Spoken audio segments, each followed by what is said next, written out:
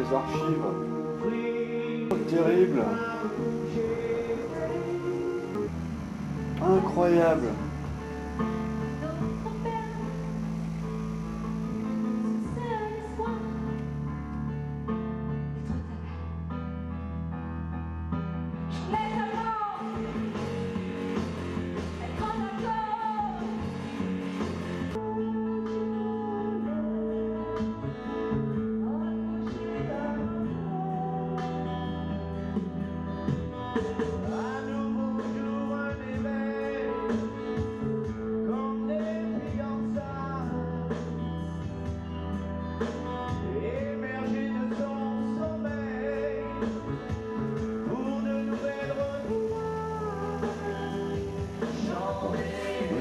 Ça,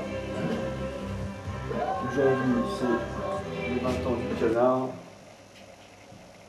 parce que toutes ces images-là, c'était avant.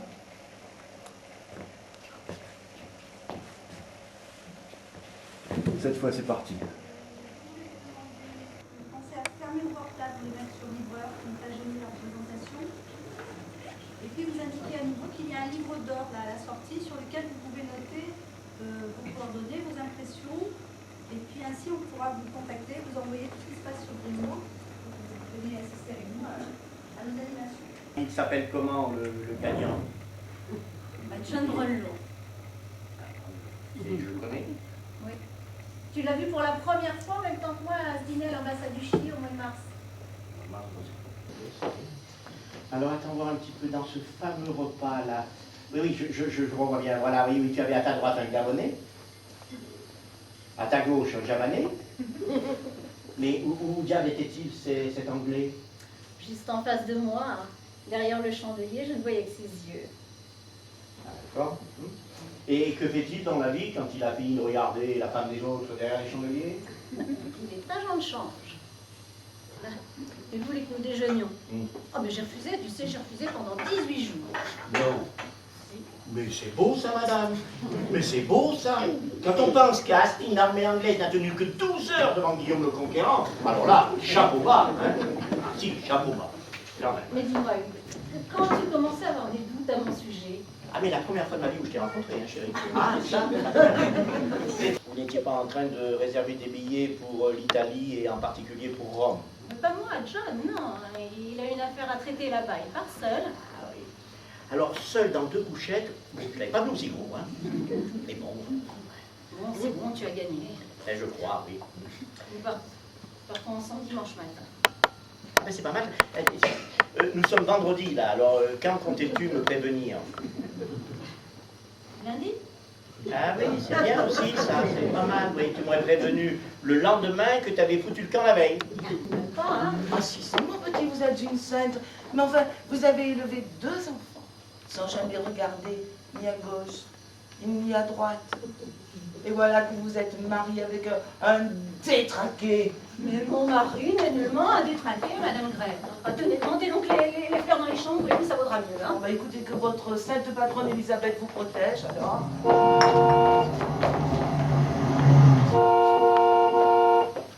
Ah tiens, le voilà, lui. Ah bah, vous voulez dire sans doute, voilà Monsieur Preston?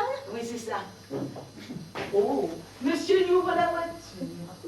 Et mademoiselle descend, les jambes à l'avant, et allez, monte les jambes, allez, et elle juste sur son nez, allez donc. Et dis donc, elle est la vraie danseuse de rock, hein. Et allez, montez les jambes, et allez. Quand je pense que c'est pour ça que je prépare les canards à Noange. Faites attention à la marche si vous voulez pas arriver à 4 pattes, hein. Voilà, attention. Hop, hop. Et voilà. Mademoiselle Forsyth, ma femme, chérie, Mademoiselle Forsyth. Je suis très heureuse, Mademoiselle Forsyth. Enchantée, Madame Preston. Voilà. On pourra dire au moins que j'avais bien commencé. Asseyez-vous, Mademoiselle Forsyth. Oui, asseyez-vous. Alors, par ici, Brunlo, à vous, mon vieux, et faites attention à la marche. Hein. Allez, là. Oh, vous n'avez pas bien calculé. Désolé, vous excusez. Mais c'est moi qui suis désolé pour vous. Hein. Je me suis toujours demandé ce que cette foutue marche pouvait faire à cet endroit-là. Hein. Alors, pas de bobo. Non, je vous remercie. Recoiffez-vous un petit peu quand même, là, voilà. Alors, tournez-vous un petit peu, je suis quand même là, voilà. Oh, ça va quand même mieux qu'avec le petit short de ce matin-là. Si vous alors... Enfin, au fond, tout cela était un peu bête, de simple jeu de gamin, c'est tout. Oh, de bien jolis jeux, Madame Preston. Vous ne trouvez pas, Monsieur Brownlow? Eh bien écoutez, voyez-vous, mademoiselle Forsyth, n'est-ce pas? Je gagne bien trop d'argent pour pouvoir prétendre au moindre romantisme, voyez-vous. Quand je vois quelque chose qui me plaît, je n'ai qu'à signer bêtement un chèque et on me le livre à domicile. D'ailleurs, si vous voulez prendre un verre à la maison, vous verrez que c'est une méthode qui donne des résultats satisfaisants, n'est-ce pas?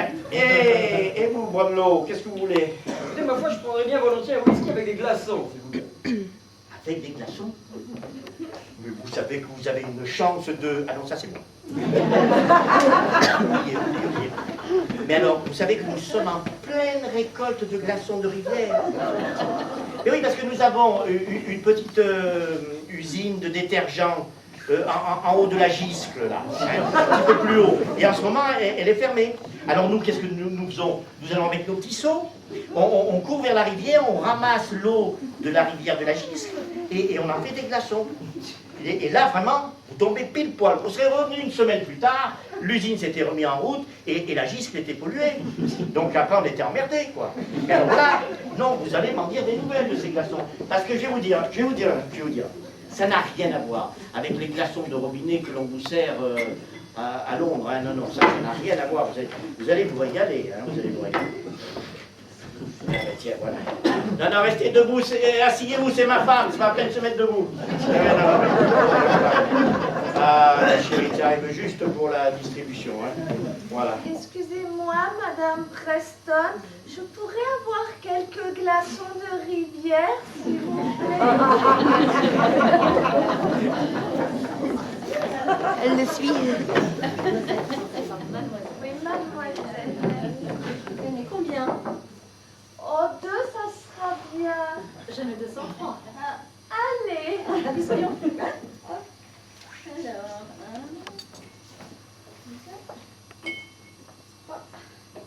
voici.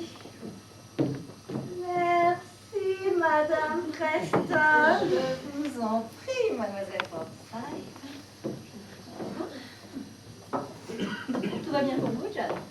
Écoutez, je trouve quand même ces glaçons avec un goût légèrement particulier. J'ai croustillé sous la dent, mais en même temps, il y a quelque chose à l'intérieur. Je sais pas si c'est un petit moustique ou quoi. D'ailleurs, je n'ai plus très soif, voyez-vous. J'ai fait ce que j'ai pu, hein, chérie, hein. J'ai fait ce que j'ai pu. Non. Vous avez quand même, comment dire, à mon avis, vous avez des petits problèmes au niveau de votre service, n'est-ce pas? Je dois dire, peut-être je ne dis pas, hein. Peut-être me trompe, hein. Mais à mon avis, vous ne serez pas assez votre raquette. Ben, je me suis toujours dit que le tennis serait un jeu beaucoup plus agréable si on enlevait le filet, qu'on change la balle, qu'on mette un gros ballon. Mais peut-être me trompe-je. Hein? Bon, vous m'avez quand même donné du fil à retordre. Donc, franchement, on peut dire que ce matin, vous m'épatate. Ah oui, non, on voit que vous avez dû jouer assez bien.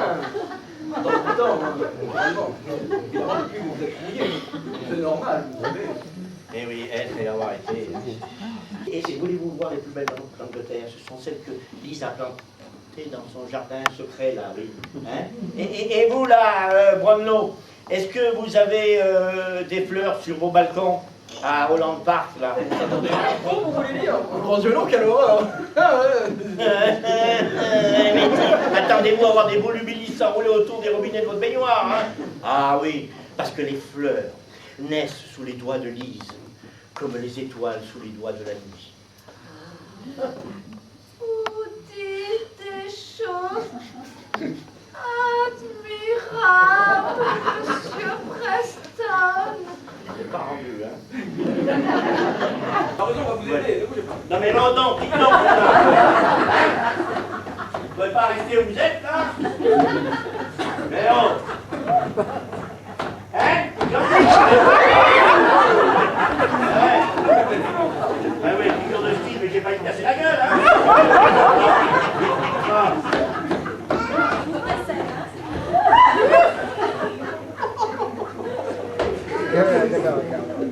Attention, hein. Gentil, mais... Ouais, chérie. Hein? Vous savez, Preston, enfin, vous savez, presque, enfin bon. Je commence à me poser certaines questions à votre sujet. Ah oui. Je me demandais si vous ne seriez pas fou. Ah, ça c'est bien possible, hein. De quel côté du mur de l'asile se trouve-t-on dans cette foutue vie, hein, je vous le demande. Tiens, connaissez-vous celle du pigeon? Celle du pigeon, c'est pas folle, non? Eh, c'est un ami psychiatre qui me l'a raconté. Oh, il n'allait pas très bien, lui non plus. Non, voilà. Alors, cela se passe dans les jardins d'un asile.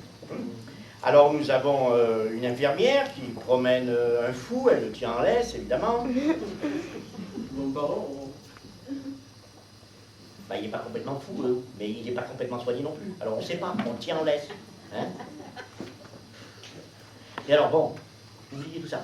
Alors, chemin faisant, il passe sous un arbre ou sous une branche est perché un pigeon qui laisse tomber quelque chose d'énorme. Un truc énorme.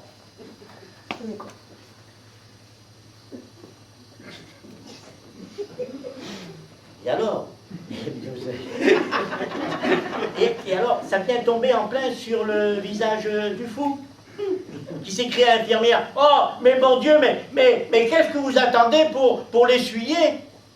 Alors l'infirmière, en regardant l'arbre et le pigeon, elle dit: « Mais je suis désolé, le règlement interdit aux infirmières de grimper aux arbres. »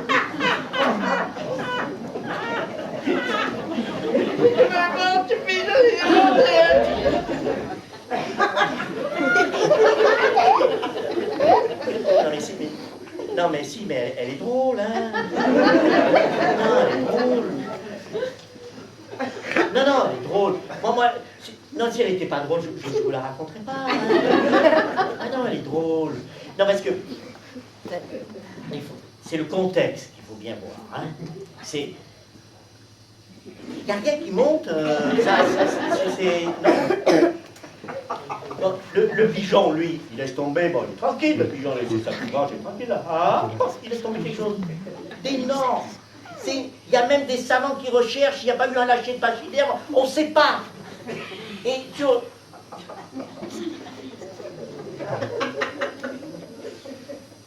Bon, Monsieur Roberto Vasquez, s'il vous plaît, est-ce que vous pourriez monter là, que je vous explique l'histoire, vous pouvez comprendre, Monsieur Roberto Vasquez. Venez s'il vous plaît sur la scène. Venez par ici, par les marches là, de devant, qu'on vous voit, qu'on vous reconnaisse, qu'on vous applaudisse, tout cela. Voilà. Non, mais bon, asseyez-vous là, Monsieur Vasquez, asseyez-vous là, voilà. Dites-moi voir, vous savez que je... C'est trop longtemps. Non, mais on sait bien, non, mais écoutez, là on est entre nous, on est... Hein, on s'en fout un petit peu du temps. Le temps, c'est qu'est-ce que c'est le temps? Ah mais oui, tout de suite, on n'y voit rien, là on voit rien. Alors, que je vous explique bien. Vous savez que ça fait 20 fois que je lui raconte qu'il y a un pigeon qui laisse tomber quelque chose d'énorme. Vous comprenez ce qu'il dit? Voilà. Et alors, donc... vous voyez, là, il s'interroge. Donc, C'est un peu la famille Adams, moi je trouve. oui, mais il n'est pas tout. Non, il n'est pas tout. Ça monte pas. Alors, Monsieur Vasquez, moi, je suis content de vous avoir. Appelez-moi Roberto parce que... Ah, très bien, je peux. Vous savez, ça me touche. Hein, non, ça me touche. Roberto, je suis très content. Arrêtez de boire, ça ne vous réussit pas, vous. Oui, il s'en fout comme... Je ne sais pas ce qu'il fait. Hein. Il y a des yeux qui brillent. Oui, mais enfin, bon, mais il est pété. Il n'est même pas sévère, quand même. C'est fou, non, je vais finir, c'est bien celui-là. Bon, alors, monsieur Roberto, puisque je voulais vous dire que c'est un plaisir de partager cet instant avec vous. Bon, l'histoire du pigeon, c'est vrai que c'est pas sur un canapé, hein, mais enfin, nous y sommes quand même, mais bon, voilà. Donc, il laisse tomber, est-ce que vous savez ce qu'il laisse tomber? On imagine. Ah, vous avez donc l'imagination. On suppose. Mais lui, il n'en a pas. Il n'en a pas parce qu'il en avait, il aurait compris. Ouais, tout ce qui s'est envoyé depuis là en même temps. Voilà. Donc, alors, alors, pardon, Vasquez, pas Monsieur Baquet. Baquet quoi? Mais attendez, mais c'est pas terrible ça. Mais qu'est-ce que ça veut dire ça? Non, mais quel goujat. Mais alors, bon, alors Monsieur Vasquez, donc vous êtes à Grimaud, vous habitez Grimaud. Et alors, est-ce que vous avez vu des pigeons? Oui, pas forcément qui volent, mais j'en ai vu. Ah, vous avez vu des pigeons qui ne volent pas. Alors ceux-là, c'est les pires. Hein. C'est les pires. Il y en a. Alors là, bon, évidemment, on n'arrive pas vraiment à encercler tout ce petit monde de pigeons. Hein. Elle ne peut pas l'essuyer. Mais elle ne peut pas grimper aux arbres parce qu'elle ne veut pas toucher le trou de balle du pigeon. Elle est drôle. Elle est drôle. Bon, Elle est drôle, quand même. ouais, elle est quand même drôle. Enfin, monsieur Gazan. Monsieur Brodelot, en fait, on en est où là? Hein? Alors, C'est son nom. bon, alors, sexuellement, comment ça marche? Ah bon, ça vous fait pas rire, ça non plus. Allez, c'est bon, sexuellement, c'est... Vous faites leur servir à boire. Ah, vous voulez que je vous donne un petit peu? Parfois bien volontiers, mais sans glaçons. Sans glaçon, ben oui, je sais bien, l'usine s'est remise en route sur la Gis, là on peut pas maintenant évoluer, donc ouais, je vais vous en donner du vrai. Je vais vous en donner du vrai parce que là ça va vous faire du bien. Oui, mais enfin bon, quand même. Alors, Moi, je pourrais bien, merde. mais écoutez, écoutez, mais c'est pas grave, entre nous on est en famille. Oui, bon, alors je vais vous en donner un petit comme ça, ouais, un petit à moutarde. Parfait. Ouais, mais je sais, monsieur Vasquez, mais alors là c'est un plaisir immense de vous servir. C'est du vrai, hein, attention. Hein, allez-y. Non, je vous en prie. Bon, alors, où en étions-nous là? Si on demande au public qu'il nous raconte quelque chose, ils ne vont pas savoir où on en est. Si, le pigeon. Vous avez compris l'histoire du pigeon? Oui. Eh ben voilà. Alors, monsieur Brodelot, John, mon ami, vous n'avez pas compris l'histoire du pigeon alors que tout le monde a compris l'histoire du pigeon. Ah, mais ça, c'est du détergent, hein? Oui, c'est... Ah, j'ai déjà goûté, non. Ah, c'est bon, oui. Bon, santé, monsieur Brodelot. Voilà. Santé, monsieur Vasquez. Je vous remercie d'être monté parmi nous sur ces petites planches que vous avez donc fait. Je vais aller finir. Oui. Est-ce que vous avez vu quand même l'incident dont vous Oui, avez j'ai vu. été responsable? J'ai tremblé quelques secondes. Ah, mais d'ailleurs, et c'est- J'ai filmé. Vous avez filmé, mais parce que c'est un coup qui est mal enfoncé. Hein. Ou alors, un lâcher de pigeon qui a décédé.